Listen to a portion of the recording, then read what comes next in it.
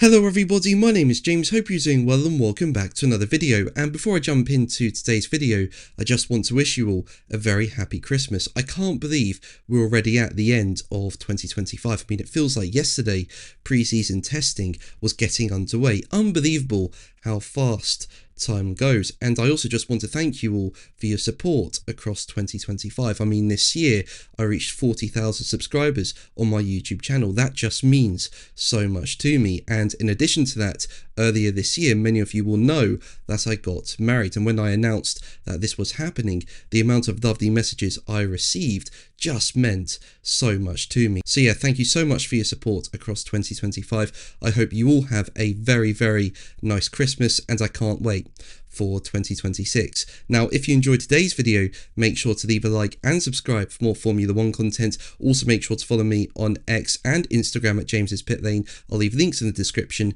but let's jump straight into the video. So let's start with the 2026 engines. Now, over the winter break, there have been a lot of reports about the compression ratio and how Mercedes and Red Bull may have found big gains with their engines for 2026. And if you want to find out more about that, I'll leave a link to a video I've done in the description. Now, away from the compression ratio, fresh regulatory amendments have been made around the fuel flow. Basically, the governing body has tightened restrictions around temperature control of the mandatory fuel flow meters that will be fitted to all cars. Now, originally the regulation stated that any intentional heating or chilling of the fuel flow meter is forbidden. However, Racing News 365 say, following December's World Motorsport Council meeting, this wording has been replaced with more expansive language.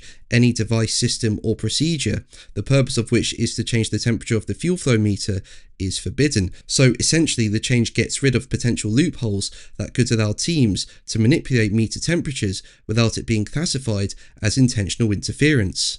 But let's move on to Max Verstappen, and as we know, in 2025 he had an incredible comeback in the second half of the season.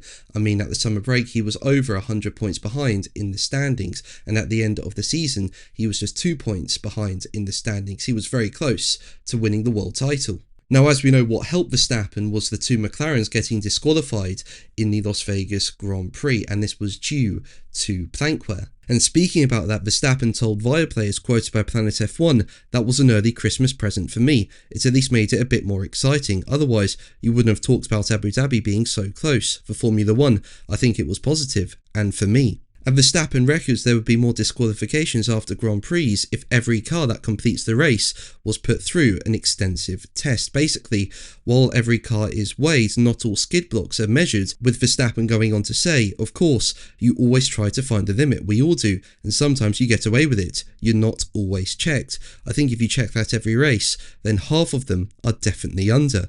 However, more extensive testing would mean more technical personnel having to travel to every race. And Verstappen concedes it's not possible, with him going on to say, "No, then you need a lot of people. That's just not possible."